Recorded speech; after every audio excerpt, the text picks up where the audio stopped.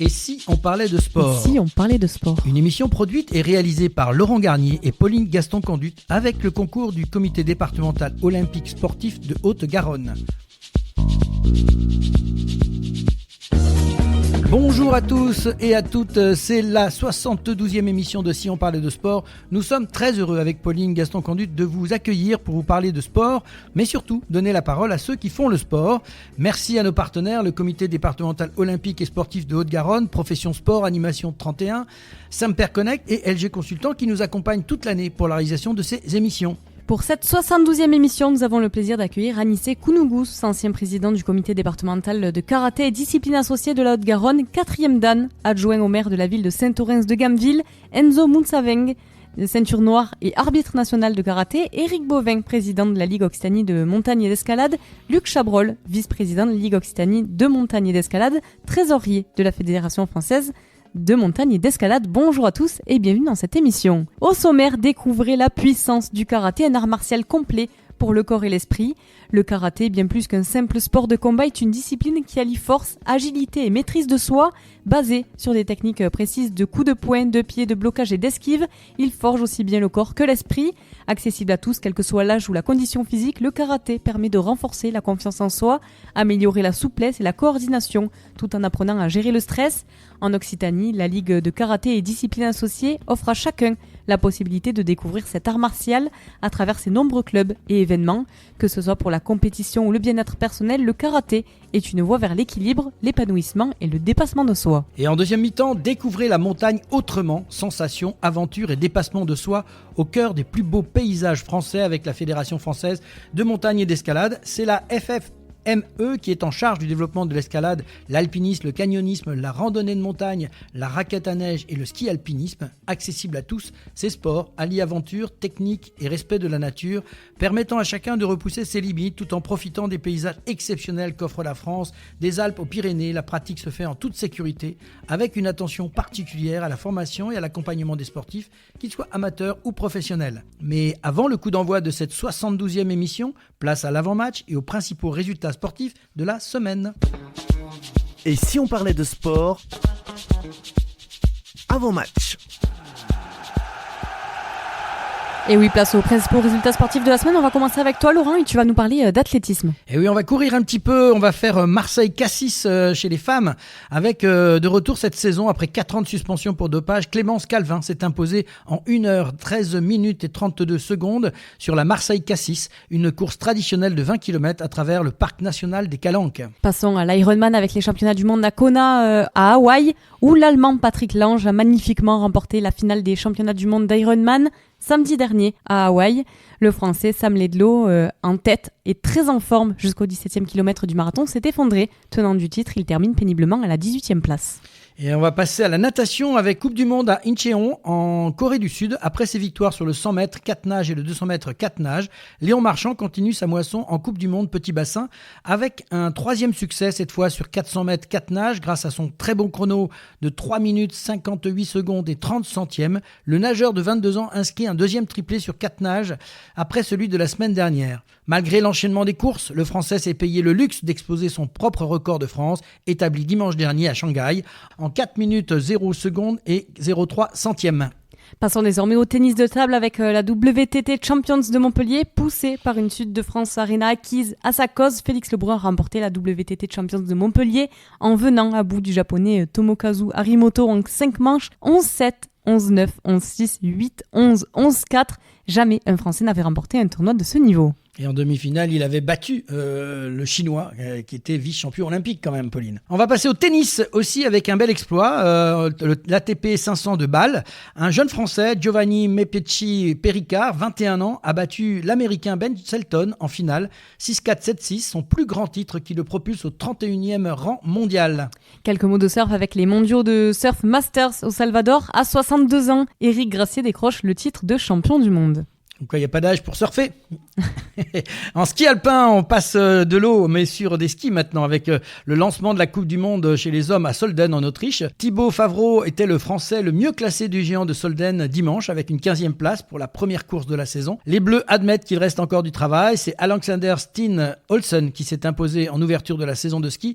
Il devance Henrik Kristoffersen et Atle Lee McGrath pour un triplé norvégien. Passons au basket féminin. Avec la 3e journée d'Euroleague, les deux clubs français engagés mercredi soir ont été battus. Basketland à Schio 64-60 et Villeneuve d'Ascq à domicile face à Saragosse 53-69. Et en ce qui concerne la 5e journée d'Eurocoupe, invaincu lors des 4 premières journées, Bourg-en-Bresse a enregistré mardi sa première défaite face à Lietkabelis 84-80. Et on va passer chez les hommes, le basket homme, et on était en Euroleague, c'était la 5e journée.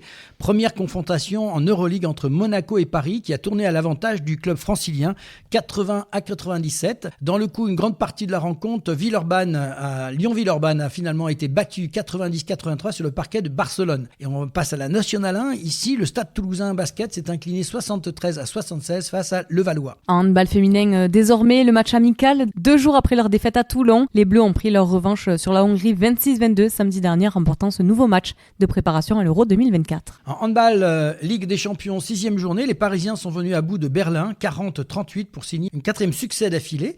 En Ligue européenne, 3e journée, Montpellier a maîtrisé son sujet face à Gornik Zabrze, 23-27 mardi. Toulouse et Limoges, eux, ont trébuché contre Gummersbach et 33-26 et Kadetten Schaffhausen 27-31, excusez mon allemand. Et en Licky Molly Star League, la 8e journée, Montpellier a confirmé son statut de dauphin du PSG en s'imposant lors du derby d'Occitanie face à Nîmes 38-32. Toulouse, lui, s'est imposé à Chartres 31-27. Passons au volley avec la 5e journée de Marmara Spike League où Saint-Nazaire, champion en titre, s'est finalement défait au tie-break de Narbonne 3-2. Toulouse a renversé le Plessis-Robinson 3-1 et 7 a dominé Paris 2-3. Vainqueur de Chaumont en 3-7 mardi soir, Montpellier reste invaincu et conforte sa place de leader. Et en Liga féminine, Saforel Power 6, lors de la 6e journée, Béziers s'est imposé au tie-break 3-7-2 devant Bordeaux. On passe au football féminin avec un match amical. L'équipe de France s'est largement imposée face à la Jamaïque 3-0 vendredi au stade Auguste Bonal de Sochaux. Passons au football avec la Ligue des Champions. Monaco a tranquillement dominé l'Étoile Rouge de Belgrade mardi 5-1. Mené par le PSV Eindhoven, les Parisiens sont parvenus à égaliser au Parc des Princes 1-1. Solide contre le Bayer Leverkusen 1-1. Brest a conservé son invincibilité mercredi à Guingamp et Lille a réussi un nouvel exploit avec un succès renversant sur la pelouse de l'Atlético de Madrid 3-1. Pour la 9e journée de Ligue 1, Montpellier a vécu un scénario cauchemardesque contre Toulouse en s'inclinant 3-0 à domicile. Et enfin, pour la 9e journée de Ligue 2, au terme d'une fin de rencontre à rebondissement, le gardien Lionel Mpassi a permis à Rodez d'égaliser dans le temps additionnel 3-3 et a privé Lorient de la première place de la Ligue 2 vendredi dernier. Et oui, le gardien est monté, il a marqué de la tête,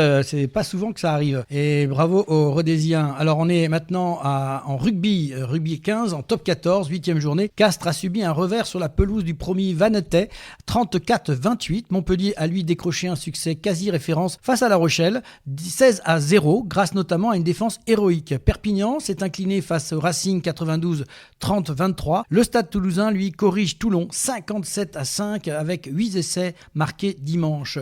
En Pro D2, 7e journée, Montauban remporte le choc de Pro D2 face à Grenoble, 30-25. Oyonnax a battu Béziers 18-13 et Agen s'est imposé devant Colomiers 27-18 en inscrivant 3 essais. Moto GP avec le Grand Prix de Thaïlande à Burinam. Sur une piste mouillée, Francesco Bagnaia sur Ducati a résisté aux attaques de Marc Marquez sur Grésini. Finalement parti à la faute pour s'imposer dimanche, il a devancé Jorge Martin sur Pramac qui ne mène plus que de 17 points au championnat. Là, l'automobile, c'est maintenant, la Pauline, avec la Formule 1, qui est le Grand Prix du Mexique. Et victoire de Carlos Sainz à Mexico, après la victoire de Charles Leclerc à Austin devant Carlos Sainz. C'est cette fois-ci l'Espagnol qui a franchi la ligne d'arrivée en premier. Lando Norris a privé Ferrari d'un doublé en dépassant Charles Leclerc en fin de course. Et Max Verstappen limite la casse avec une très grosse pénalité et termine 6e. Merci pour ces résultats. Place à la première mi-temps de cette émission. Et si on parlait de sport avec nos invités Anissé Kounougus et Enzo Munzaveng.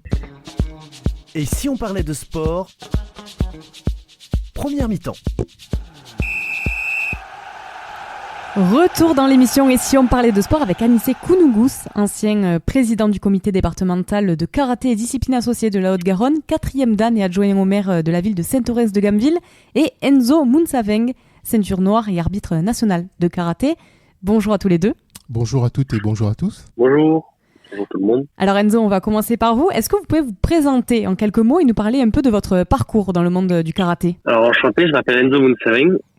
Comme dit avant, je suis ceinture noire de karaté. Ça va bientôt faire 17 ans que je fais du karaté, donc j'ai commencé vers les 3 ans et demi au Bushido Karaté Club de Grenade. Donc voilà, j'ai fait de la compétition jusqu'à l'âge de 18 ans, donc à la catégorie senior, qui m'a permis de développer plusieurs compétences de compétition et d'assurance. Je suis aussi arbitre national en combat, donc comité, arbitre national B, arbitrage, et je vais bientôt passer l'arbitrage arbitre national kata également cette année. Et alors qu'est-ce qui vous a donné envie de faire du karaté plus jeune? Alors j'ai baigné dedans depuis tout jeune, car toute ma famille sont ceinture noire, donc vu que je suis le petit dernier, effectivement par conséquent j'ai fini dans le karaté. L'art martial est très intéressant, savoir se défendre c'est quelque chose d'important je trouve pour tout le monde, car aujourd'hui on n'est plus trop sûr dans les rues, donc savoir se battre c'est vraiment quelque chose de vraiment qui m'importe beaucoup. Et alors vous l'avez dit, vous avez fait de la compétition, et maintenant vous avez choisi de vous tourner vers l'arbitrage. Vous avez récemment participé au challenge national jeune arbitre kata à Marseille,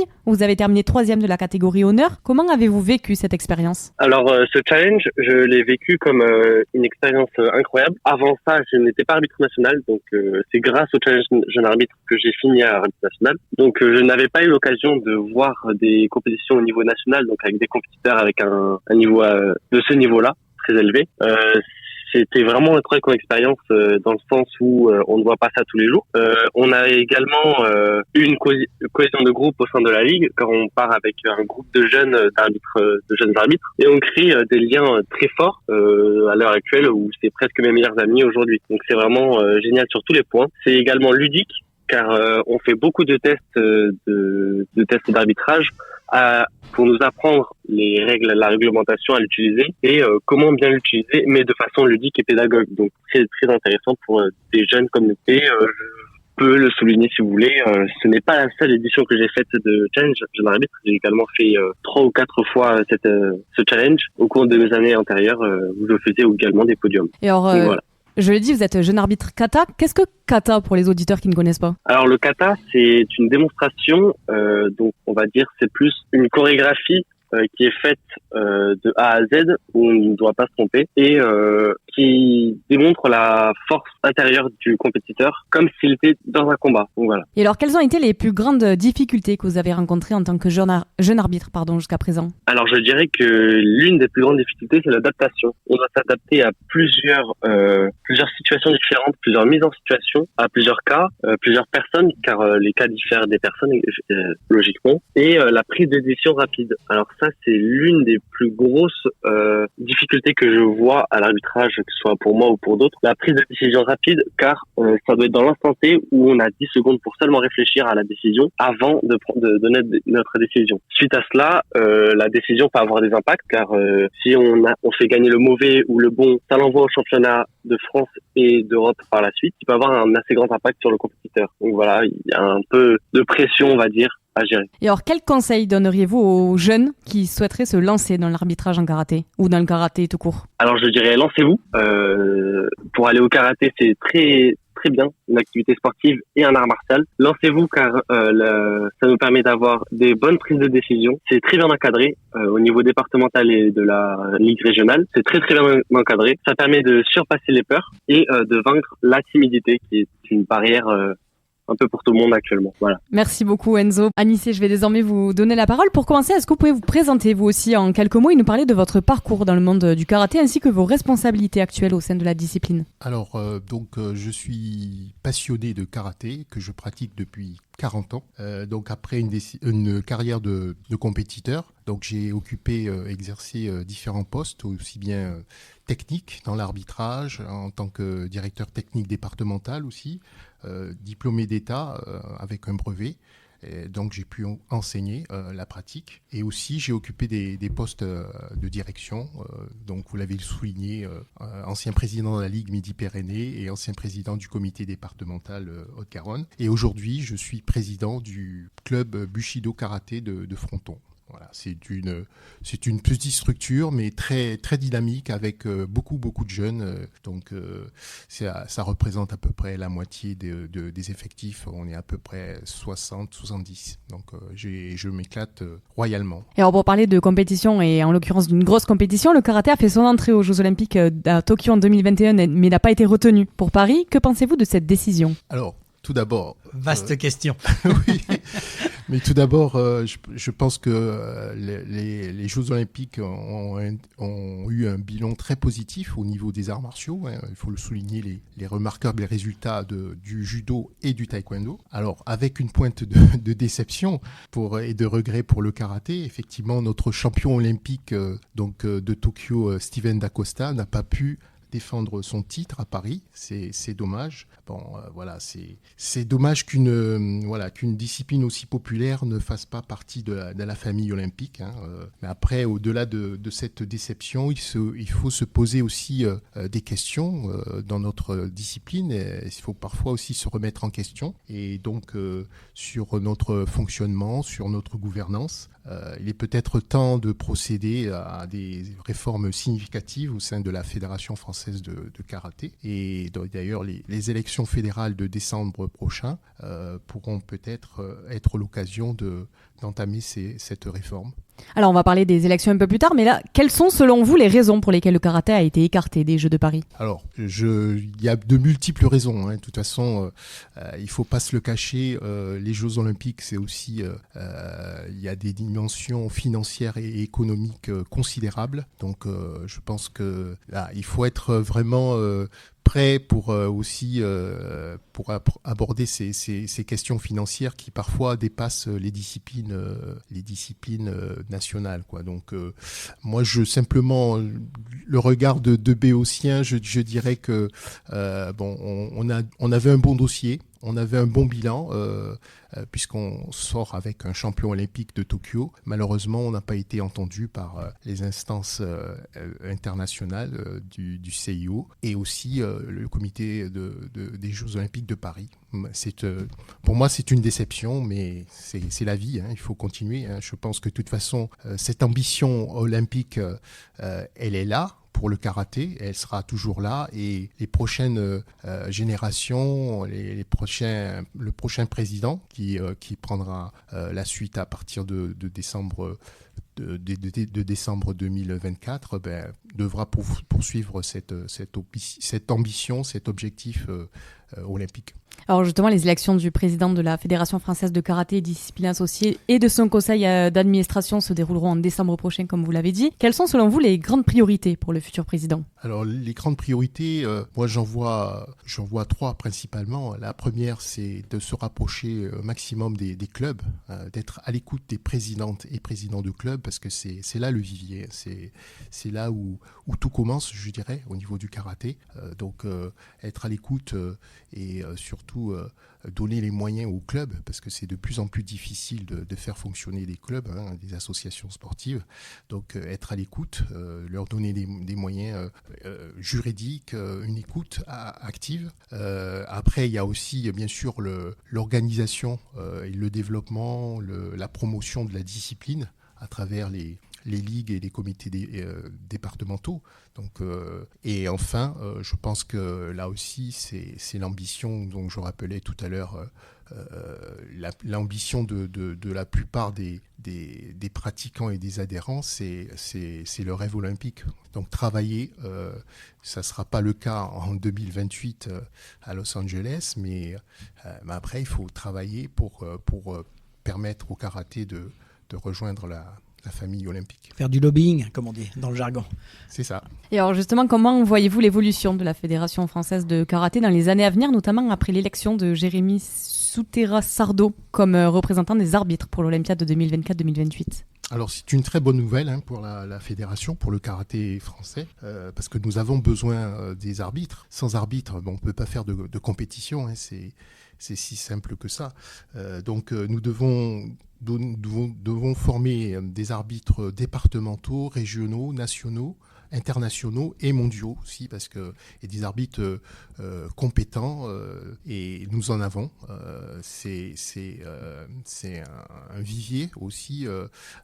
Sous ma présidence, j'ai initié avec le comité départemental une école de jeunes arbitres qui a donné de bons résultats, puisque la Haute-Garonne, nous avons un certain nombre d'arbitres qui ont passé leurs diplômes nationaux. Et Enzo Savenc en est l'exemple parfait. Et donc on a un gros vivier en Haute-Garonne, et il est indispensable que nous poursuivons aussi la formation des jeunes arbitres. Et alors, la prochaine nuit des arts martiaux a lieu en 2025. Dans un premier temps, qu'est-ce que c'est et que représente cet événement pour la communauté du karaté et des arts martiaux en général ? Alors, la nuit des arts martiaux, effectivement, il y a eu une première édition en 2023 à Saint-Orens-de-Gameville. Il y a eu un gros succès. C'est vrai que il y a eu un succès populaire parce qu'il y avait énormément de jeunes, de familles. C'était vraiment bon enfant et intergénérationnel. Donc à tel point qu'on nous a demandé de refaire une nuit des arts martiaux en 2024, mais donc on a préféré, les organisateurs, le repousser à la prochaine édition à novembre 2025 pour se préparer, parce que c'est une très très grosse organisation. Donc là, on va préparer de nouvelles démonstrations, de nouvelles disciplines martiales pour le plus grand bonheur des spectateurs, et pour arriver à une fête des arts martiaux comme on l'a connu pour la nuit des arts martiaux, la nuit du Shaolin. Bon, à notre dimension, bien sûr. C'est pas la nuit du Shaolin, mais donc c'est une vitrine de toutes les disciplines et arts martiaux pratiqués au sein de la Fédération française de karaté et des disciplines associées. C'est ça, justement, il y a quoi comme discipline présente lors de cet événement ? Alors, vous avez du judo, du karaté, du taekwondo, du nyon taijutsu, des arts martiaux vietnamiens, du penchasilat, des disciplines aussi du sud-est asiatique.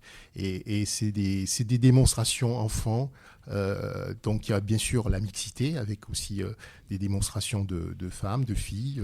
C'est toute génération, c'est vraiment une démonstration d'adultes, des combats, des comités, donc des petits combats entre hommes, entre adultes, entre femmes. Donc voilà, c'est tout ça, c'est fait pour que ce soit une fête populaire, et surtout une fête pour permettre l'approche et l'appréhension des disciplines martiales en général, et du karaté en particulier, qui génère des valeurs, des grandes valeurs, des valeurs saines. Alors, pour parler un peu plus local, comment est-ce que vous évaluez la pratique du karaté en Haute-Garonne et en Occitanie ? La pratique du karaté en Haute-Garonne et en Occitanie est en fort développement et en forte expansion. Quand j'ai été président du comité départemental, je suis particulièrement fier, avec l'équipe qui m'a entouré, d'avoir porté la Haute-Garonne, le département de la Haute-Garonne, comme premier département en termes d'effectifs de l'Occitanie, avec 5700 licenciés. Donc c'est quand même considérable, toutes disciplines confondues. Il y a donc bien sûr le karaté, mais aussi il y a les arts martiaux vietnamiens, le nyon taijutsu. Donc on est le premier département en Garonne en termes d'effectifs sur l'Occitanie, et on peut être fier de ce résultat. Alors justement, il y a un effectif conséquent, comme vous venez de le dire, mais est-ce que c'est une région propice à la formation de talents de haut niveau ?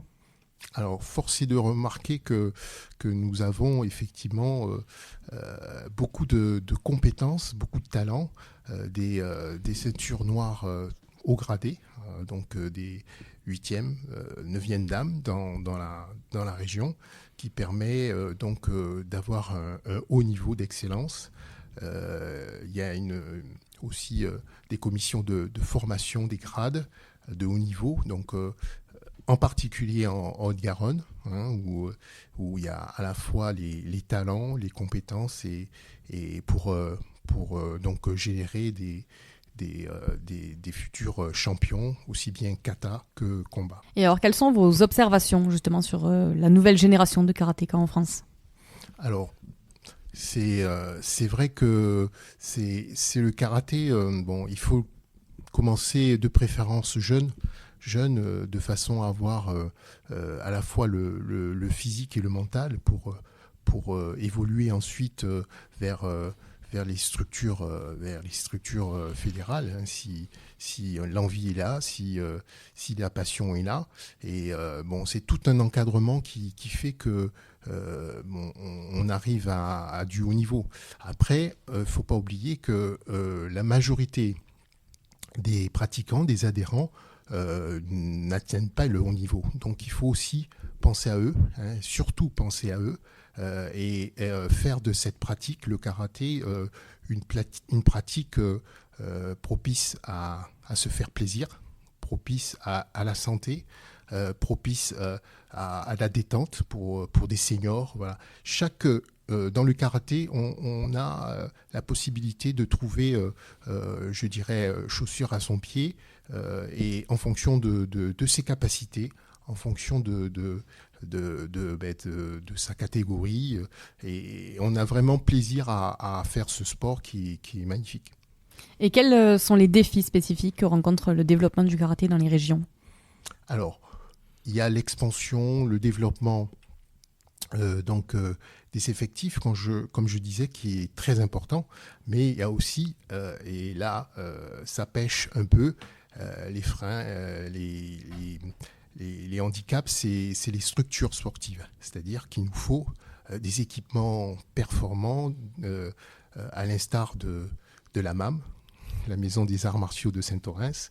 Il faut vraiment des équipements structurants, performants, des dojos, bien sûr, pour accueillir toutes ces disciplines martiales. Donc, il y a un gros travail à faire, à mener en relation avec, bien sûr, les fédérations, les collectivités territoriales, l'État aussi, à travers le ministère des Sports. Donc voilà, tous ces partenaires, tous ces acteurs du sport pour mettre en œuvre des politiques d'investissement en matière d'équipements sportifs et de dojo.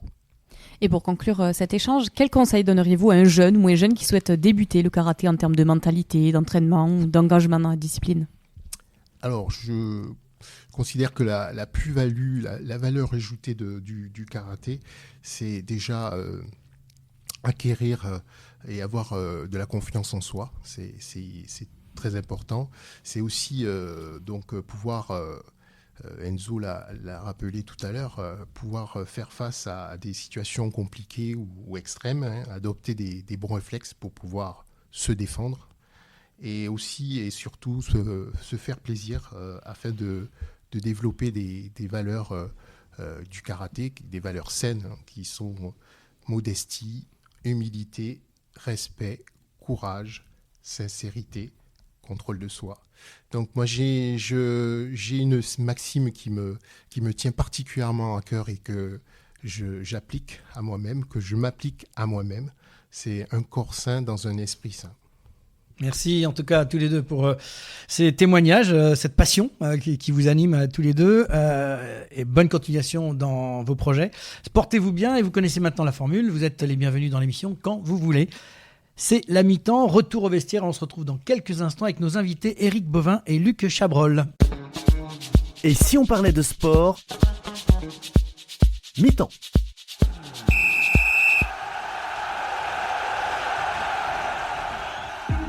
Passionné de sport, vous souhaitez participer à son développement sur le territoire de la Haute-Garonne ? Alors ne cherchez plus. Le comité départemental olympique et sportif de la Haute-Garonne est là pour vous. Notre passion commune, l'excellence sportive et l'olympisme. Le CDOS 31 accompagne les comités départementaux et les clubs dans leur développement. Par des formations adaptées aux bénévoles et salariés pour développer leurs compétences, par l'organisation de multiples manifestations sportives dans lesquelles vous pouvez être intégré, à travers la mise à disposition de volontaires en service civique. Alors contactez le comité départemental olympique et sportif de la Haute-Garonne dès maintenant par mail, contact@cdos31.org ou au 05 62 24 19 02. Ensemble, faisons briller la Haute-Garonne à travers le sport. Jeudi 28 novembre, et si on dialoguait sport ? Retrouvons-nous à Dialogue Sport pour un grand débat sur des thématiques sportives essentielles. Environnement, inclusion, formation, sport, entreprise et santé, et un bilan des Jeux olympiques et paralympiques. Toutes les informations sur sportivité.fr. Et si on parlait de sport? Deuxième mi-temps. Et retour dans l'émission, et si on parlait de sport, nous sommes ravis d'accueillir Éric Bovin, qui est président de la Ligue Occitanie de montagne et d'escalade, et Luc Chabrol, qui est vice-président de la Ligue Occitanie de montagne et d'escalade, et est aussi trésorier de la Fédération française de montagne et d'escalade. Bonjour à tous les deux, et merci d'avoir accepté notre invitation. Bonjour. Bonjour. Alors, on va commencer peut-être une petite présentation. On va commencer par Monsieur le Président. Éric, une petite présentation sur ton parcours professionnel et je dirais associatif. Donc, mon parcours professionnel, moi, je suis médecin de formation. J'ai fait de la santé publique et je m'occupe d'un réseau de cancérologie à l'échelle de la région. Donc, ce qui regroupe à peu près ce que je fais finalement pour la Ligue. Et je fais un petit peu le même métier, c'est-à-dire que du côté des professionnels de santé, je les accompagne pour qu'ils travaillent mieux, et puis du côté de la Ligue, on accompagne les clubs pour qu'ils puissent travailler correctement. Exactement. Luc, un petit mot. Moi, je viens pas du monde médical, je viens de la technologie. Moi, je suis salarié du groupe Orange depuis très très longtemps, pour quelques semaines encore. Ah. Et comme tu l'as rappelé, je suis trésorier effectivement de la Fédération française de la montagne et de l'escalade, et là aussi pour quelques semaines. D'accord. Voilà. Et tu étais aussi dans le comité olympique, si je me souviens bien. Et je suis administrateur toujours du comité olympique national. Entre autres, voilà. On va commencer donc un peu une présentation. Avant d'aborder le ski alpinisme, qui va être notre sujet principal, et les autres activités, je vous propose de faire un petit retour sur les Jeux olympiques, avec ce qu'on a vécu, sujet escalade. Éric, peut-être, comment ça s'est passé, comment on a vécu ça, ou Luc, voilà, l'un des deux, sur ce qui s'est passé, ces équipes de France qui se sont révélées, même si les performances sont pas forcément là comme on le voulait, mais c'était quand même grandiose. Oui, les Jeux, c'était juste incroyable. Moi, franchement, on l'a dit, on l'a redit, mais c'est la vérité, il faut se le dire, l'ambiance était extraordinaire, l'organisation était magnifique. Voilà. Tout ça, c'était super positif. Après, on ne va pas se mentir entre nous, puisqu'on est juste entre nous, on peut se le dire, on est un petit peu déçus de nos résultats. Même si on n'imaginait pas gagner, on va pas se dire, bien sûr, on ne s'imaginait pas pouvoir amener une médaille d'or. En revanche, on avait un petit espoir quand même de faire une troisième place, quoi. Et puis ça l'a pas fait, mais c'est comme ça, c'est le sport aussi. Après, on n'est pas loin, on est en finale, on est sur 3 finales sur 4, mais après on finit 7, on finit 8, on reste quand même un peu distancé du podium. Bon, c'est pas super grave, l'équipe qui était là est une équipe très jeune, qui manquait d'expérience internationale clairement, qui avait peu d'expérience internationale, qui n'avait pas d'expérience du tout des JO, c'est leur première participation. Ils ont un talent incroyable, on croit en eux, on va les amener jusqu'à Los Angeles dans des bonnes conditions pour que là-bas ils nous ramènent des médailles. On n'a pas trop de difficultés par rapport à ça. Après, tu sais, dans cette fédération, on a beaucoup de chance, et du coup, on va pas attendre Los Angeles pour aller aux Jeux, puisque on a cette particularité, je dirais, c'est de pouvoir aller aux Jeux tous les 2 ans, l'été avec l'escalade et l'hiver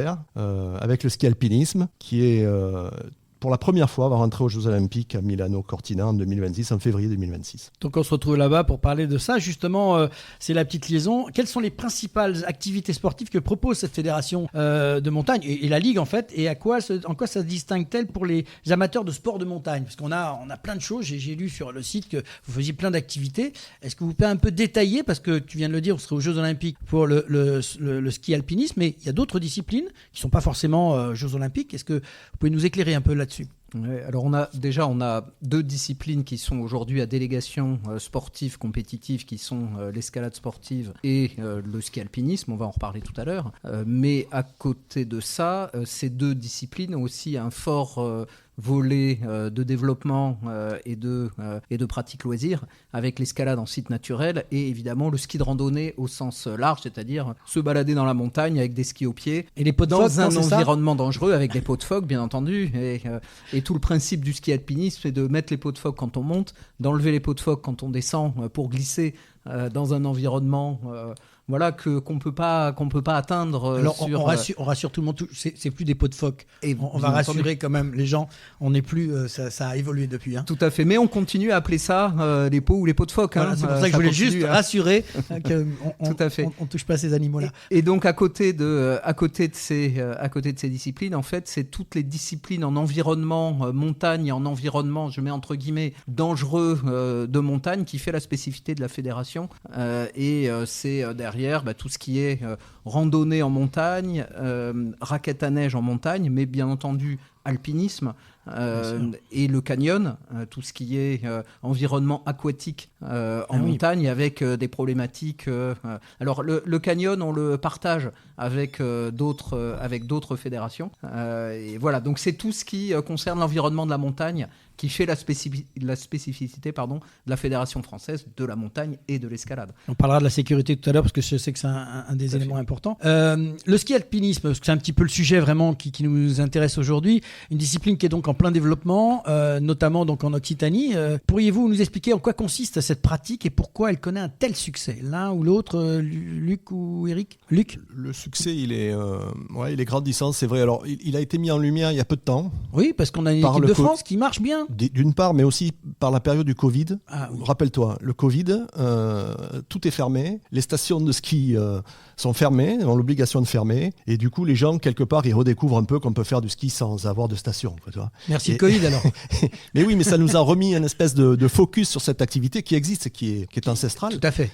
Qui est historique, mais et qui était il y a depuis très très très longtemps du ski de montagne, du ski vraiment qui permettait d'aller en approche des grandes parois d'alpinisme. Et puis tout doucement, c'est devenu à la fin des années 2000, c'est devenu une activité de compétition. C'est rentré, je crois, pour la première fois. Un championnat du monde a été organisé en 2002. C'est relativement récent. Donc c'est quand même très récent. Et en 2026, ça rentrera pour la première fois au JO. Quoi. Voilà. Donc, avec une multitude, je veux dire, aujourd'hui d'activités là-dedans, où il y a du sprint, il y a des vertical race, il y a de l'individuel, il y a des grandes courses, il y a beaucoup d'activités autour du ski alpinisme. On va schématiser pour que le public comprenne bien. C'est un petit peu du trail à ski, si on veut, ou de l'ultra trail. On monte sur des hauteurs pas possibles, avec des descentes vertigineuses. Si j'ai suivi ça, Eric. Alors oui, il y a des disciplines qui se rapprochent de l'ultra-trail, effectivement, il y a des courses longue distance, mais après, il y a des choses qui se rapprochent aussi du 100 mètres, puisque... Des sprints, voilà, c'est ça. Et effectivement, aux Jeux Olympiques, là, il y aura deux disciplines, dont le sprint, et le sprint, ça se fait quasiment, ça peut se faire en station, avec un panorama sur la course intégrale, avec 70 mètres de dénivelé, et avec un condensé de tout ce qui se fait en ski, sur très peu de distance, donc assez spectaculaire. Donc voilà, c'est pour bien préciser, on monte vraiment haut, on redescend, c'est une course, il y a du relais aussi, on a suivi, on a nos équipes de France qui ont bien figuré cet hiver, l'hiver dernier, et donc c'est à suivre, c'est vraiment des épreuves spectaculaires en fait. Ouais, aujourd'hui on a des gros espoirs de médailles, c'est-à-dire qu'aujourd'hui la France fait partie des top nations, voire la meilleure nation. La question, et c'est toujours l'inquiétude qu'on a, c'est est-ce qu'on va réussir à garder cette avance? Donc on a quelques sportifs là qui sont très très bien placés. Est-ce qu'on va réussir à garder cette avance? Parce que les autres, forcément, aujourd'hui, ils investissent beaucoup. C'est-à-dire, à partir du moment où ça devient olympique, un sport change complètement de dimension. Et là où il y avait une dizaine, une quinzaine, une vingtaine de pays qui pouvaient jouer, il y en a un certain nombre d'autres qui s'y mettent. Et le niveau explose. Donc, nous, on a des belles montagnes aussi quand même. Donc, tout le monde n'a pas les mêmes montagnes que nous, donc ça joue. Le ski, alors, ça nécessite quand même un matériel spécifique, le ski alpinisme, et surtout en termes de sécurité. Je pense que ça, c'est important de le signaler. On part pas comme ça à l'aventure. Quel type de matériel il faut? Un petit peu de conseils, parce que je pense que ça va y avoir de l'enthousiasme, mais en même temps, qu'est-ce qu'il faut comme matériel et comment cette question est abordée dans les ligues et dans le club en fait par rapport à ça. Ouais, c'est un sujet important ça, ce que tu viens de dire, parce que effectivement, avant toute chose, ce qu'il faut bien comprendre, c'est que c'est une activité dangereuse. La pratique de la montagne l'été, potentiellement, on le sait, ça peut être dangereux. L'hiver, c'est sûr, c'est dangereux. Il faut avoir une chose en tête, c'est que sous avalanche, la fenêtre de survie, c'est un quart d'heure, 20 minutes. Ça veut dire que peut-être les secours ne seront pas là à temps pour te sortir. Donc la seule chance pour pouvoir sortir d'une avalanche aujourd'hui, c'est que tes compagnons de cordée soient en capacité, maîtrisent si tu veux, l'ARVA, la recherche d'ARVA. L'ARVA, c'est le petit appareil qui est attaché sur chaque skieur alpiniste, sur chaque montagnard l'hiver, et qui permet d'être repérable par tous les autres appareils. Dès lors qu'on va les mettre en mode de réception, ils vont aller pouvoir permettre d'identifier tout de suite où se trouve l'appareil enseveli. Et donc ça, si tu veux, on est obligé de... Ça s'apprend et il faut absolument passer par de cet apprentissage qui parfois est long parce qu'il faut connaître le manteau neigeux, il faut connaître les pratiques de sécurité. Et si tu veux, il n'y a pas 50 solutions aujourd'hui. Et tu peux sortir avec des professionnels, bien évidemment, mais ils vont t'amener en montagne en sécurité, il n'y a pas de débat là-dessus. Mais après, la deuxième solution, c'est aussi de passer par les clubs. Parce que les clubs, chez nous, notamment dans notre fédération, ils sont structurés, ils sont équipés, ils sont formés et ils peuvent former. C'est-à-dire qu'ils amènent des gens en montagne et ils leur apprennent un petit peu les rudiments et la sécurité. Avant de partir en montagne l'hiver, il faut être formé, c'est clair. Alors justement, tu dis que la Ligue est active dans ce domaine-là. Est-ce que tu peux nous donner un peu parler du rôle et de la promotion de l'organisation des compétitions ? Parce que j'imagine que la Ligue, elle a du travail à faire par rapport à ça. Alors, la Ligue, bien sûr, elle a la prérogative du haut niveau sur sa région. La fédération a délégué finalement quelque part cette prérogative à la Ligue sur la région. La Ligue, elle a monté le premier pôle espoir de ski alpinisme avant Chamonix. Le premier pôle espoir français de ski alpinisme a été organisé et monté à Font-Romeu par la Ligue Occitanie. Voilà. Et donc, du coup, derrière, si tu veux, on organise le haut niveau, un peu comme on le fait en escalade aussi, avec un groupe espoir, avec des entraîneurs, et on entraîne des jeunes pour leur permettre d'accéder aux équipes de France et pour pouvoir aller sur les compétitions nationales et internationales.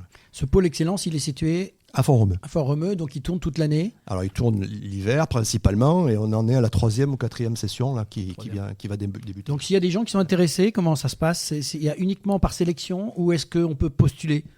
Les deux, c'est-à-dire on postule et derrière il y a une sélection, mais il faut postuler. On connaît quand même aujourd'hui globalement les jeunes dans les clubs, ceux qui peuvent éventuellement postuler. Par contre, on a un vrai enjeu au niveau de notre fédération aujourd'hui pour identifier les talents de demain, qu'ils soient jeunes ou, puisque la maturité en ski alpinisme, un peu comme en course à pied, vient un peu plus tard, pour aller les attraper aussi dans d'autres fédérations, vers des sportifs de haut niveau, peut-être du ski, peut-être du biathlon, du ski de fond, voire de la course à pied en montagne, du trail. On a quelques trailers qui ultra-trailers qui sont passés du côté du ski et vice-versa, avec notre Catalan célèbre pour ça, qui a commencé par le ski alpinisme. Et c'est ça aussi l'enjeu pour nous, savoir comment attirer les talents, peut-être de gens qui vont exploser en ski alpinisme et devenir des espoirs olympiques. Donc là, il y a tout un enjeu de détection. Ça, c'est la partie sportive. Et puis, de l'autre côté, il y a la partie développement qui aujourd'hui est assez sous-évaluée, sous-mise en place. C'est-à-dire que nos clubs de ski alpinisme aujourd'hui sont beaucoup des clubs tournés vers la compétition, et on essaye de développer avec eux la possibilité de les orienter vers des clubs justement de loisirs, de randonnée, d'avoir une base plus large, parce que plus la base sera large et probablement plus on arrivera à identifier aussi un certain nombre de talents qui d'un coup se diront « Ah bah tiens, oui, pourquoi pas la compétition, ça peut être intéressant ». Créer un petit vivier de compétiteurs. Justement, c'est la vision pour l'avenir de cette discipline en Occitanie, et notamment avec l'avènement des Jeux Olympiques, parce que ça, c'est quelque chose d'assez récent qui est tombé. Comment vous voyez ça, vous, en Occitanie ? Est-ce qu'il y a une préparation ? Est-ce qu'il y a quelque chose d'en vue ? Parce que c'est demain, quoi. Eh oui, c'est demain. Après, au niveau Occitanie, particulièrement, je dirais que nous, on est en fait le relais, on est le petit bras armé de la DTN là-dessus, qui, elle, organise le haut niveau et la perf pour préparer nos athlètes aux championnats et aux Jeux Olympiques. On a, pour le moment, que je sache, on n'a pas encore de sélectionné au JO en Occitanie, mais ça peut arriver. Mais voilà, on est plutôt en relais, si tu veux, aujourd'hui sur le terrain de la DTN, quoi, là-dessus. Il faut savoir qu'il y a un sujet, le ski, dans ski alpinisme, il y a alpinisme, et on a un sujet de faire exister, nous, les montagnes et les Pyrénées à l'intérieur du ski alpinisme. Je pense que c'est la même chose pour le ski alpin, mais on essaye vraiment de développer un esprit de massif. Pour ça, on travaille avec nos amis de la Ligue de Nouvelle-Aquitaine pour avoir vraiment un regard qui va de Font-Romeu jusqu'à Pau et toutes les stations du 64. Et on essaye de faire ce programme de massif allant de la détection jusqu'au haut niveau, et embarquer derrière la formation des officiels, accompagner les clubs pour organiser des compétitions de niveau, alors régional on y est, national on y arrive, on a de plus en plus de Coupe du France, on a organisé un championnat de France récemment. Le but c'est de faire exister la carte, sur la carte les Pyrénées, sur la carte du ski alpinisme, et ça c'est important. Et c'est pas gagné parce que les Alpins ont tellement de choses à faire dans les Alpes que venir jusque dans les Pyrénées, il faut qu'on arrive à mettre des compétitions intéressantes pour qu'ils puissent se déplacer. Sinon, les Pyrénéens sont obligés de faire le trajet. Alors justement, une question qui interroge, on parle de ski d'alpinisme et d'un côté, il y a aussi du ski alpin. On a ce qu'on appelle deux fédérations. Comment on peut pas se mélanger? Parce que du ski de fond, ça existe. De l'autre côté, ils ont des compétitions. Comment on fait cette différence? Et c'est très très proche finalement. L'environnement montagne. Bien sûr, c'est l'histoire en fait entre nos deux fédérations qui est comme ça. Le ski alpinisme, c'est avant tout de l'alpinisme au départ. C'est l'utilisation du ski pour s'approcher des grandes parois, pour aller sur des grands sommets. Et donc ça, c'était vraiment l'ADN de notre fédération. Nous, notre fédération, si tu veux, c'était la fédération des grandes expés. Et du coup, le ski alpinisme, naturellement, s'est retrouvé dans la fédération de la montagne. Fédération du ski, elle, c'est une activité plus de station. On va retrouver toutes les pratiques du ski, le slalom, la descente, mais tout ça, ça reste plutôt en activité, je dirais, de station. En environnement sécurisé. Voilà, plus en environnement sécurisé. Nous, c'est les grands. Vous êtes plutôt chasseur alpin, vous, que. Ouais, on pourrait dire ça. Ouais. C'est ça. Alors, un petit mot sur la sécurité quand même, puisqu'on est la neige arrive, hein, on est clair.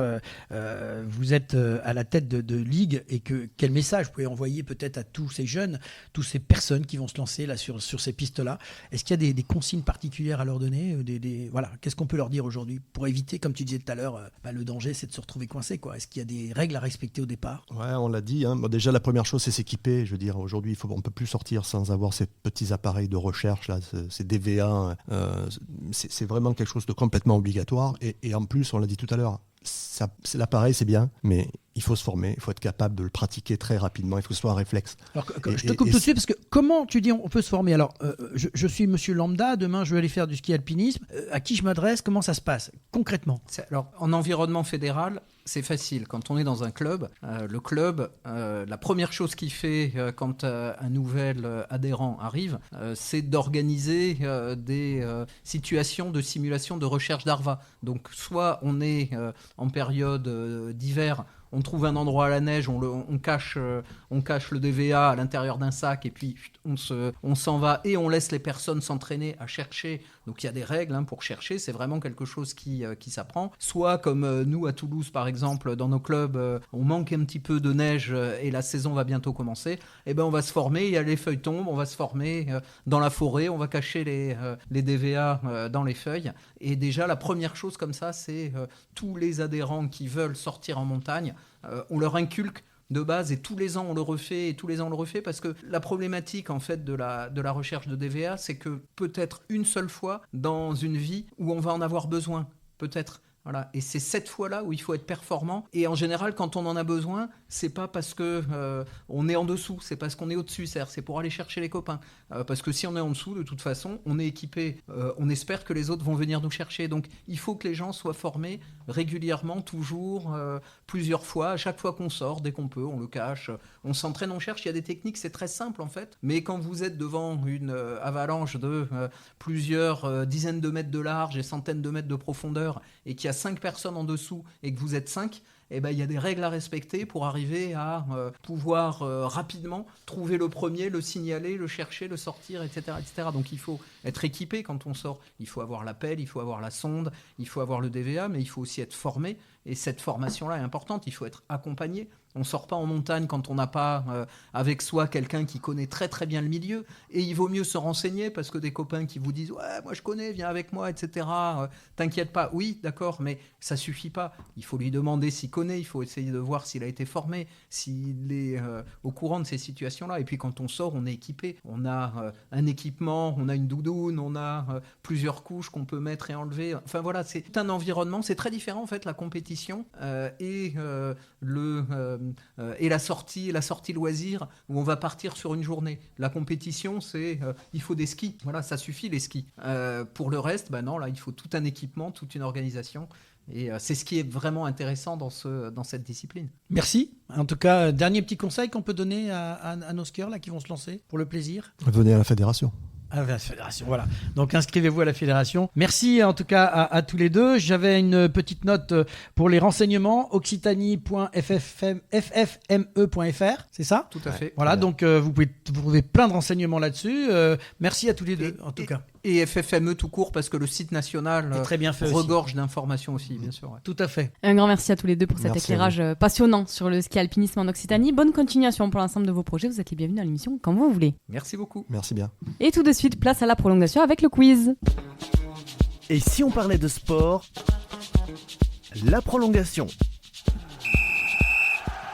Et voilà, on va rentrer dans cette prolongation entre le karaté et la montagne escalade. Donc c'est simple, le principe, vous le connaissez, 3 questions, une question et 3 réponses possibles. Et puis à la fin, on a une question subsidiaire si par hasard vous êtes à égalité. Alors on va commencer, première question pour les gens du karaté. Quel est le triptyque indispensable pour la sécurité en ski alpinisme ? Première possibilité, DVA, détecteur de victimes d'avalanche, pelle, sonde, casque, bâton de ski, sac à dos, ou masque de ski, gants, bonnet. A, B, C. Je dirais A. Bravo. Première question pour la montagne. Que veut dire karaté ? La voie de la souplesse, la voie de la main vide ou la voie de la concordance des énergies ? Vous êtes dur. La voie de la souplesse, la voie de la main vide ou la voie de la concordance des énergies ? La voie de la concordance des énergies. Ah, dommage. C'était la voie de la main vide. Oui, ça fait 1-0. Et on attaque le karaté maintenant. Quel est le principal avantage du ski d'alpinisme par rapport au ski traditionnel ? Il permet de skier uniquement en station. Il offre plus de liberté pour explorer les zones éloignées et non aménagées. Il est plus facile que le ski traditionnel. Je dirais la réponse B. Bravo. 2-0. Excusez-moi, j'ai été encore un peu plus dur. Quelle est la liste des ceintures dans l'ordre en karaté ? Blanche, orange, jaune, verte, bleu, marron, noir. Ou blanche, jaune, verte, orange, bleu, marron, noir. Ou dernière réponse, blanche, jaune, orange, verte, bleu, marron, noir. C'est celle-là, la troisième. Bonne réponse. Bonne réponse. 2-1. Attention, c'est serré. Où a été créé le premier et unique pôle espoir ski alpinisme en France ? Chamonix, Font-Romeu ou Grenoble ? Où a été créé le premier et unique pôle espoir ski alpinisme en France ? Chamonix, Font-Romeu ou Grenoble ? Je dirais Chamonix. Ah, dommage. Ça a été dit pendant l'interview. C'était Font-Romeu. C'est à Font-Romeu, effectivement. Dernière question donc pour... Va-t-il y avoir une égalité ? Excusez-moi pour la prononciation, je ne suis pas sûre de moi. En finale des Jeux Olympiques de Tokyo en 2021, qui a gagné la finale de kata masculin ? Ryu Kiyuna, Damien Quintero ou Ariel Torres Gutiérrez ? Kata masculin à Tokyo. En finale des Jeux Olympiques de Tokyo, qui a gagné la finale de kata masculin ? Ryu Kiyuna, Damien Quintero ou Ariel Torres Gutiérrez ? Torres Gutiérrez. Si je ne me trompe pas, c'était la première réponse. C'est le japonais. C'est ça. Parce que Ryu Kiyuna. Bon alors, on va être fun, on va quand même faire la question subsidiaire quand même. On va rejouer sur la dernière. C'est important, on parle de sécurité. C'est Donc, une question de rapidité. Le premier qui tape aura le droit de répondre. Attention. On va jouer fair play. Ne tapez pas trop fort sur les tables pour pas tout casser. Attention. Alors je donne quand même la question et trois réponses possibles. Quelle est la règle de base la plus importante pour assurer la sécurité dans n'importe quel sport ? Utiliser systématiquement les équipements de protection adaptés, s'entraîner uniquement lorsqu'on se sent en pleine forme, pratiquer le sport avec des amis pour se motiver. Utiliser systématiquement les règles de protection adaptées. C'est une bonne réponse. Égalité. Non, on a perdu quand même. Ils s'en sortent bien, bravo à tous les trois et merci encore de votre intervention dans cette émission. Merci pour votre participation, c'est la fin du match. Tout de suite, l'agenda de la semaine avec les grands rendez-vous sportifs. Et si on parlait de sport ?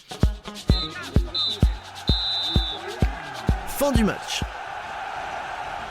C'est la fin du match et de cette 72e émission avec les grands rendez-vous de la semaine dans l'agenda sportif. On va commencer avec toi, Laurent. Oui, mardi 29 octobre, football en Ligue 2, Bastia-Rodez et en foot féminin, le retour match amical de France-Suisse. Du mercredi 28 octobre au 3 novembre, du tennis avec la Rolex Paris Master ATP 1000 Indoor. Et jeudi 31, rugby Pro D2, Colomiers rencontre Montauban. Du 31 octobre au 2 novembre de la natation avec la Coupe du Monde à Singapour. Et alors il y a aussi, 31 octobre, mais au 3 novembre, la natation, les championnats de France, mais là à Montpellier. Le vendredi 1er novembre, du basket avec la Nationale 1 où le Stade Toulousain Basketball affrontera Quimper. En football pour la Ligue 2, Paris FC affrontera Rodez. En rugby pour la Pro D2, Béziers recevra Soyons-Angoulême. En handball pour la Liquiim All-Star League, le PSG affrontera Montpellier et Toulouse recevra Saint-Raphaël. Du 1er novembre au 3 novembre, Auto, Formule 1, Grand Prix du Brésil à Sao Paulo. Le samedi 2 novembre, du volley avec la Marmara Spike League. Paris affrontera Toulouse, Tourcoing recevra Montpellier. En rugby pour le top 14, Castres jouera à domicile face à Montpellier. Perpignan recevra Vannes. En basket nationale féminine 1, Latte Montpellier recevra le Poinçonnet. Annemasse recevra Colomiers et en waterpolo pour la Pro A, 7 jouera à domicile face à Nice. Du samedi 2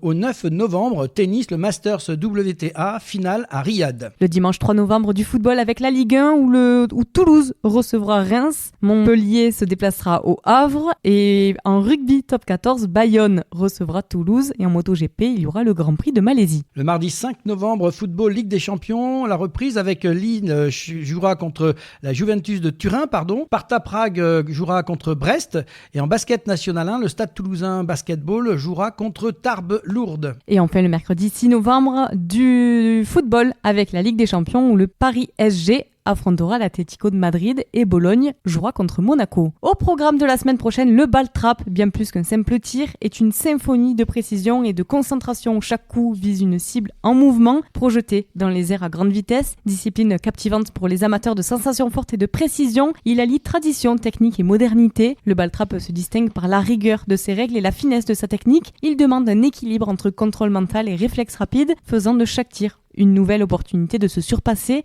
Que vous soyez débutant ou tireur aguerri, le ball trap offre une expérience unique où la quête de la perfection est permanente. En deuxième mi-temps, se dépasser, s'unir, réussir avec la Ligue de sport universitaire Occitanie et la FFSU.